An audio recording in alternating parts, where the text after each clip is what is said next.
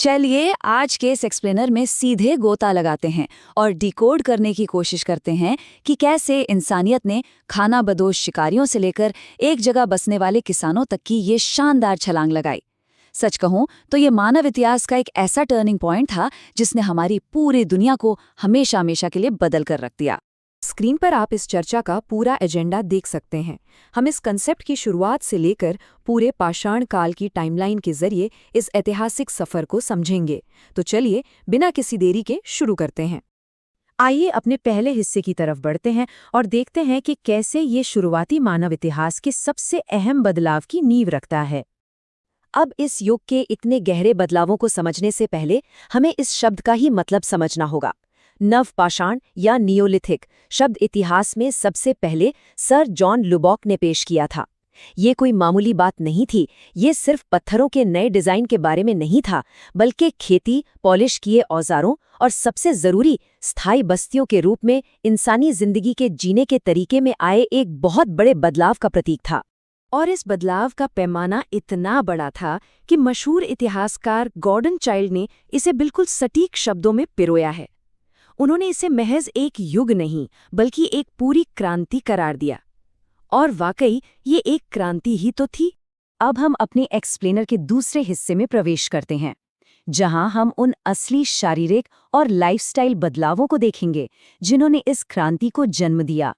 तो यहाँ सबसे बड़ा फर्क जो हमें विजुअलाइज करना है वो है शुरुआती इंसानों की कभी न खत्म होने वाली भागदौड़ और नवपाषाण काल के किसानों की अचानक से आई स्थिरता के बीच का कंट्रास्ट। भोजन की तलाश में दर-बदर भटकने के बजाय अब इंसानों ने जड़ों की तरह एक जगह टिककर अपना भोजन खुद उगाना शुरू कर दिया था। खेती कोई आसान काम नहीं है। इसके लिए आपको बुवाई से लेकर कटाई तक एक ही जगह रुकना पड़ता है। और इसी मजबूरी ने एक कमाल के आइडिया को जन्म दिया, स्थायी घर। जैसे कश्मीर के बुर्जोहोम में मिले गर्तवास यानी गड्ढे वाले घर जो कड़ाके की ठंड से बचाते थे। सच में इंसान की इंजीनियरिंग का ये पहला नमूना था और यहीं से दुनिया के सबसे पहले गांव ने आकार लेना शुरू किया। लेकिन इन बस्तियों से एक बहुत ही हैरान करने वाला सवाल सामने आता है। आखिर ऐसा क्या हुआ कि अचानक लोग अपने पालतू जानवरों को अपनों के साथ दफनाने लगे? ये बात सिर्फ जिंदा रहने की जद्दोजहद से कहीं आगे की है। ये शुरुआती इंसानों की किसी बहुत गहरी मनोवैज्ञानिक सोच की ओर इशारा करती है। इस स्लाइड में जो हम देख रहे हैं वो बेहद दिलचस्प है। बुर्ज होम में कुत्तों को सुरक्षा और साथ के लिए दफनाया गया, जबकि मेहरगढ़ में बकरियों को क्यों? ताकि मरने के बाद परलोक में खाने की कमी न हो। ये इस बात का एकदम पुख्ता सबूत है कि उस वक्त का इंसान अलौकिक शक्तियों और आफ्टर लाइफ यानी मृत्यु के बाद के जीवन में विश्वास करने लगा था। चलिए अब फोकस थोड़ा शिफ्ट करते हैं और देखते हैं कि एक जगह बसने के बाद इंसानों ने तकनीक और अर्थव्यवस्था के मामले में क्या जबरदस्त छलांग लगाई। ये प्रोग्रेशन देखिए, ये पूरी तरह से समझाता है कि कैसे एक जरूरत ने इतने बड़े आविष्कार को जन्म दिया।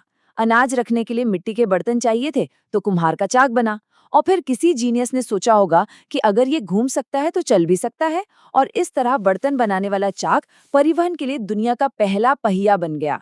और बात सिर्फ पहिए तक नहीं रुकी। अब समाज इतना कॉम्प्लेक्स हो गया था कि लोग सिर्फ पेट नहीं भर रहे थे बल्कि स्पेशलाइजेशन कर रहे थे। उतनूर में कपड़ों का उत्पादन, टेक्कलकोटा में सोने की बालियों जैसे गहने बनाना और कुम्हार या बढ़ाई जैसे नए नए पेशे। इंसान अब एक प्रॉपर कमर्शियल सोसाइटी की तरफ बढ़ रहा था। लेकिन रुकिए, जहां सरप्लस अनाज और सामान आया वही जन्म हुआ एक बिल्कुल नए और खतरनाक कॉन्सेप्ट का, प्राइवेट प्रॉपर्टी या निजी संपत्ति। और इसी के साथ इतिहास में पहली बार अमीर और गरीब की खाई बननी शुरू हुई। ये आर्थिक और सामाजिक असमानता का बिल्कुल पहला उदाहरण था। आइए अब थोड़ा जियोग्राफिकल सबूतों की तरफ चलते हैं और देखते हैं कि कौन सी लोकेशंस हमें इस युग के बारे में क्या बताती हैं। ये टेबल हमारे लिए एक बहुत ही जरूरी नक्शा है। ये हमें दिखाती है कि कैसे मेहरगढ़ में सबसे पहले खेती शुरू हुई या कैसे मेहगरा में इंसानों ने पहली गौशालाएं बनाई। ये सारे स्थल मिलकर हमारे इतिहास की एक कंप्लीट पजल सॉल्व करते हैं। यहाँ एक बहुत ही आम कन्फ्यूजन को दूर करना जरूरी है। कई बार लोग इन दोनों में अटक जाते हैं।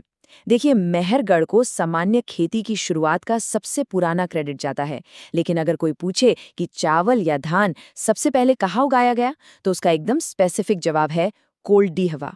इसे हमेशा याद रखिएगा। जरा इस नंबर पर गौर कीजिए, 480।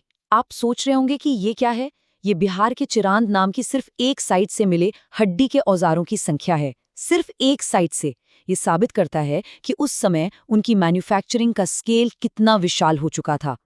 तो चलिए, अब तक हमने जो कुछ भी जाना है उसे समेटते हैं और पूरे पाषाण काल का एक क्विक और बेहतरीन सारांश देखते हैं। इस टाइमलाइन को देखने पर एक बात बिल्कुल साफ हो जाती है कि इंसान ने लाखों साल तो सिर्फ जंगलों में भटकते हुए निकाल दिए, और फिर एकदम से कुछ ही हजार सालों में नवपाषाण काल का वो विस्फोटक विकास हुआ जिसने हमें गांव, खेती और पहिए तक पहुंचा दिया।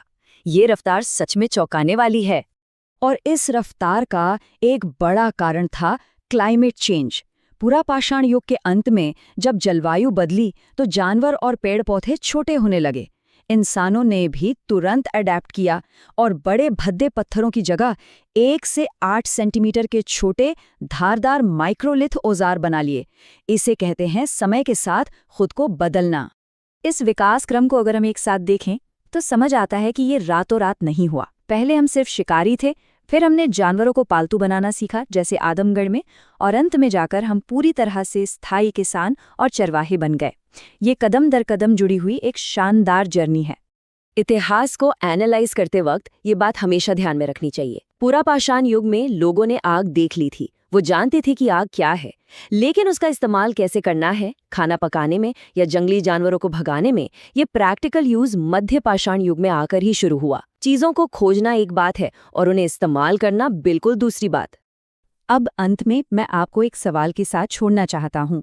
जरा सोचिए, जब नव पाषाण काल में हमारे पूर्वजों ने खेती शुरू की, अपने घर बनाए और पहली बार अपने खेतों के चारों ओर बाड़ लगाकर कहा ये मेरा है, तो क्या उन्होंने अनजाने में आज की दुनिया की इस पूरी असमानता और आर्थिक संघर्ष की नींव रख दी थी? क्या आज हम उसी फैसले का नतीजा भुगत रहे हैं? इस बारे में जरूर सोचिएगा। आज के इस एक्सप्लेनर में बस इतना ही।